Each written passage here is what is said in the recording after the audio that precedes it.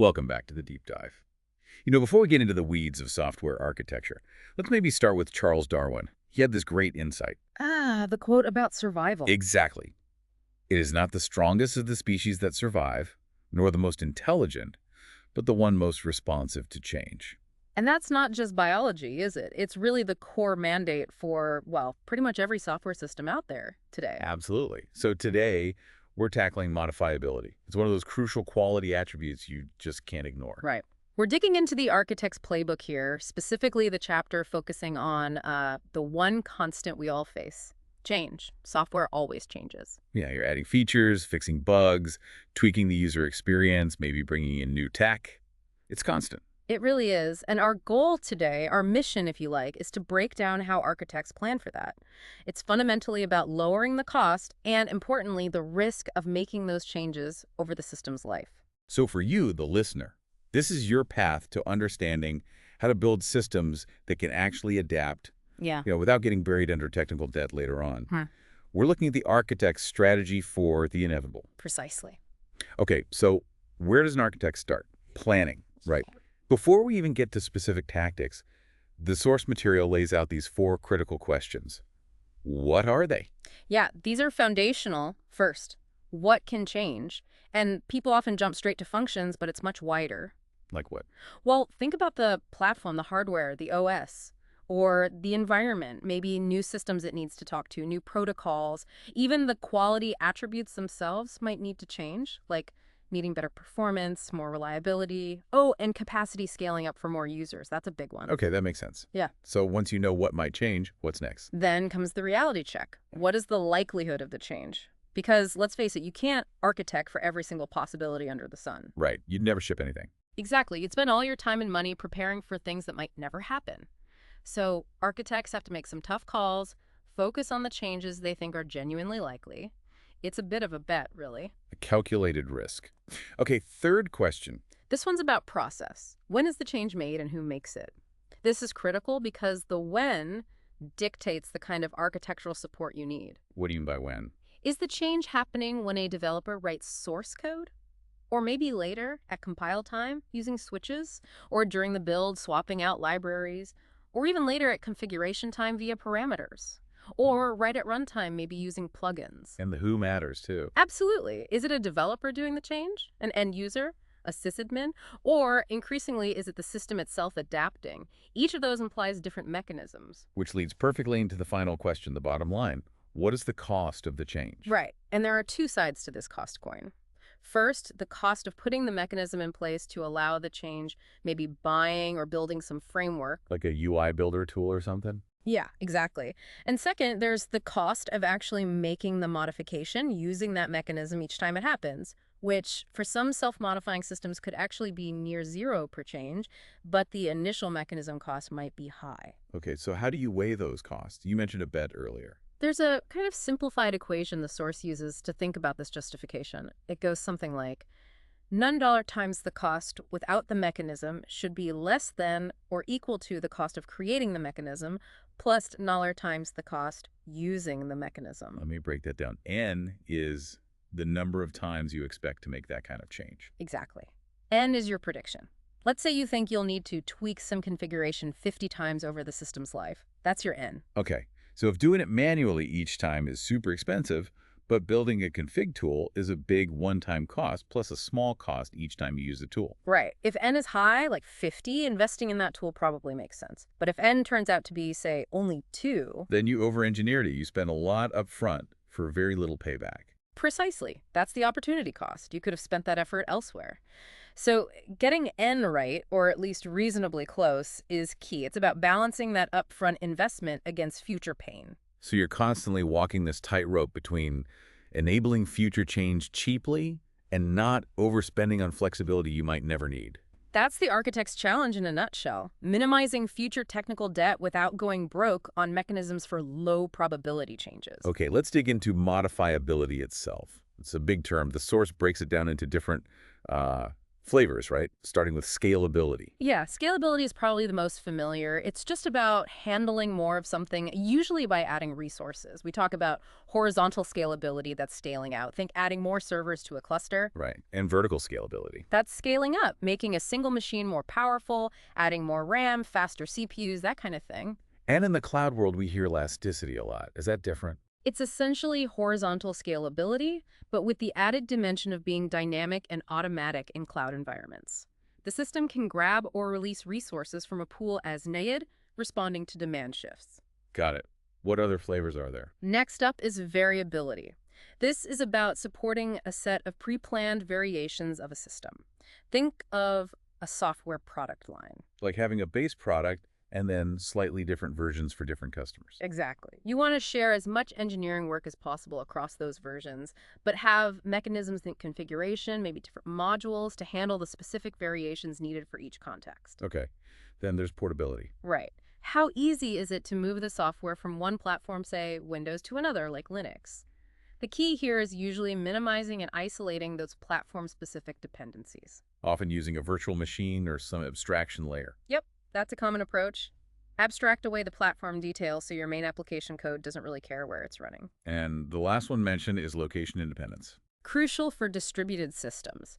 This means two components that need to talk to each other don't need to know the physical or network location of the other one beforehand, or maybe those locations change dynamically at runtime. So if a microservice moves, other services can still find it without manual reconfiguration. That's the idea. Makes the whole system much more resilient and, well, modifiable. Okay, these are all important aspects.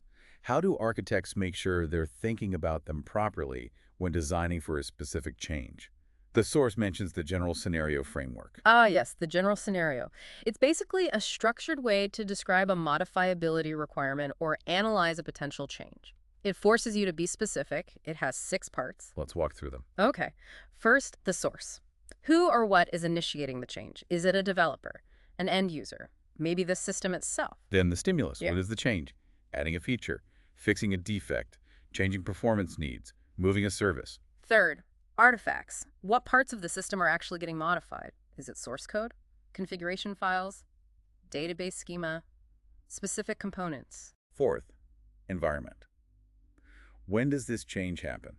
During development, design time, compile time, build time, deployment, or while the system is actually running, runtime. Fifth is the response. What action needs to be taken? Make the change, test it, deploy it, or maybe the system just modifies itself. And finally, the crucial part, response measure. How do you know if the change was successful and efficient? Right. This is where you quantify it. How much effort did it take? Person hours? How much calendar time? How much money? And very importantly, did it introduce new bugs or side effects? So using that structure, I could define a requirement really clearly, like a developer, source needs to update the tax calculation logic, stimulus, affecting the billing module code artifacts at design time, environment. This change must be developed, tested, and deployed, response. Within 1 week, response measure. With no new regressions, response measure. Exactly. It removes ambiguity and gives you concrete goals to design and measure against. Okay, so we know what to change, why, and how to measure it. Now let's get into the nitty-gritty, the actual engineering tactics. The book grounds these in some pretty fundamental software design concepts from way back. Right. Coupling and cohesion. Oh yeah, these are classics for a reason. Let's start with coupling. High coupling is, frankly, the arch nemesis of modifiability. What is that? Coupling measures how much one module depends on or knows about the internals of another. If 2 modules are tightly coupled, a change in one almost inevitably forces a change in the other. It creates this ripple effect. The nightmare scenario where changing a button color somehow breaks the login process? You joke, but I've seen things close to that.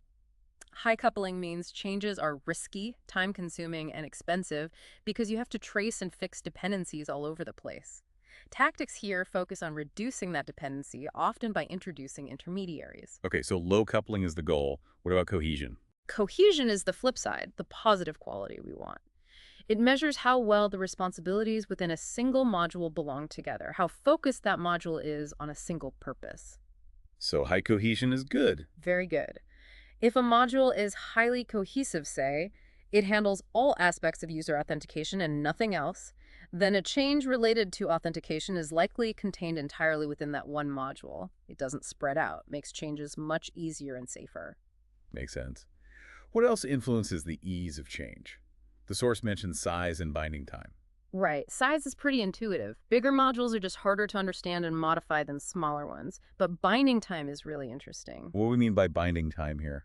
It's about when a decision or a value becomes fixed or bound into the system. The key insight is the later you can successfully bind something, assuming the architecture is prepared for it, the cheaper the modification generally is. Why later is cheaper? Because work done later, especially by the computer at runtime, like reading a config file, discovering a service tends to be faster, cheaper, and less prone to human error than work done earlier by humans, like changing source code, recompiling, and redeploying. Ah, okay. So pushing decisions to runtime where possible increases flexibility and reduces cost. That's the principle. All right, let's tie these concepts to specific tactics. The book groups them, right? First, tactics to increase cohesion. Yes, basically reorganizing responsibilities. One tactic is split module. If you have a big module doing too many unrelated things, low cohesion, you break it down into smaller, more focused, more cohesive modules. But you have to split it intelligently, right? Not just based on lines of code. Absolutely. The splitter has to be based on logical responsibilities. The other tactic is kind of the inverse. Redistribute responsibilities. Sometimes you find related functions scattered across multiple modules. This tactic is about gathering them together into one place, either a new module or an existing one, to increase cohesion. Okay, so those help create well-defined modules. What about the connections between modules? Tactics to reduce coupling. The main idea here is restrict dependencies. You actively limit which modules are allowed to talk to or depend on which other modules. How do you enforce that? Through things like visibility rules, making internal parts private, or authorization mechanisms. Layered architectures are a classic example. A layer is generally only allowed to use the layer directly below it. Wrappers are another example, hiding complex internals behind a simpler, restricted interface. Got it. And the last group of tactics focuses on that binding time idea, defer binding. Yes, or late binding. This is where the real flexibility often comes in. The simplest mechanism is using parameters instead of hard-coded values. So instead of coding tax rate equals 0.08, you have tax rate either read from config file? Exactly. That simple change shifts the binding of the tax rate value from compile time to, say, deployment time or even runtime. And the source talks about different phases where binding can happen. Right, you can bind things at compile build time, maybe swapping components or using conditional compilation. You can push it later to deployment startup time, which is where configuration files, resource files, things an admin can change come in. And the latest binding. That happens at runtime. Think service discovery, polymorphism in object-oriented languages, or dynamically interpreting parameters or scripts. The really powerful idea here is externalizing the change, moving the control outside the source code so non-developers can make modifications. Okay, this is starting to build a picture. These tactics aren't used in isolation, though. They often come packaged together in established architectural patterns, right? Absolutely. Patterns are like known solutions that inherently use these tactics to achieve modifiability, among other qualities. The classic one is client-server. How does that help modifiability? Well, the structure is a server offers services, clients use them. Right. Crucially, the server usually doesn't know or care which specific clients are connecting. There's discovery involved, then interaction. This creates very low coupling between the server and its clients. So the server can change or new clients can be added without breaking everything. Exactly. They can evolve independently as long as the service interface remains stable. The big trade-off, of course, is often network latency and the complexity needed for security over the network. Okay, what's another pattern? The plugin pattern, sometimes called microkernel. Here you have a core system, the microkernel providing essential functions, and then specific features or variations are added via plugins. Like extensions in a web browser. Very similar idea. The plugins talk to the core through fixed, stable interfaces. This gives you a controlled way to extend the system, maybe even allowing third parties to build plugins. It keeps coupling low, provided those interfaces don't change much. What's the downside there? Security and privacy can be big concerns. If you're running code from external sources as plugins, you need robust mechanisms to manage trust and permissions. Makes sense. How about the layers pattern? Ah, layers, a real workhorse. You divide the software into distinct layers, each providing a set of cohesive services to the layer above it. The absolute key constraint is that the allowed to use relationship is unidirectional. Layers only talk downwards. So the UI layer can talk to the business logic layer, but the business logic layer cannot talk directly to the UI layer. Precisely. This isolates changes. If you need to change, say, the database, lowest layer, as long as the interface it provides to the layer above remains the same, the upper layers don't even know the change happened. Great for portability and reuse, too. But there are costs. Performance can take a hit, as requests might have to pass through several layers. And the biggest risk is developers taking shortcuts layer bridging, where they bypass intermediate layers to call deeper ones directly. That totally undermines the modifiability benefits. Right, discipline is key there. One more pattern. Publish, subscribe.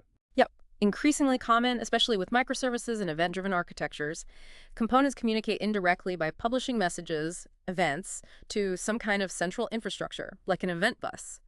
Other components subscribe to the events they care about. So the publisher has no idea who, if anyone, is listening. Exactly. It just shouts its event into the void, or rather, onto the bus. This gives you incredibly loose coupling. You can change system behavior just by changing who subscribes to what, or by modifying the events themselves. Plus, it's easy to log events for auditing or replay. Sounds great. What are the trade-offs? Performance and latency can be harder to predict and manage because communication is asynchronous and indirect. Reasoning about the overall system flow can be difficult.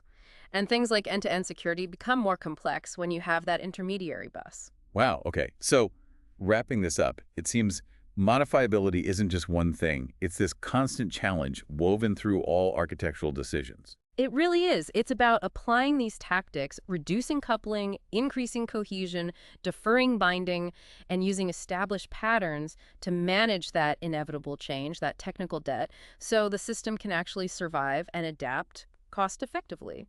The ability to change is the ability to survive in software. And here's something interesting to leave you, the listener, thinking about. The source material draws a connection between client-server and the microkernel pattern. It suggests client-server is basically microkernel, but with one key difference. Ah, the binding time. Exactly. Client-server defers the binding of client to server all the way to runtime. Think about how profound that shift is. It really transforms the architecture. Moving binding from, say, build time, like typical plugins, to runtime fundamentally changes it from a single deployable unit into a dynamic, distributed system where components find each other on the fly. That late binding is what enables so much of the flexibility we see on the internet today. A fascinating perspective. We really hope this deep dive into software modifiability helps you see systems not just as static things, but as living entities that need to be designed for continuous adaptation. Thanks for joining us.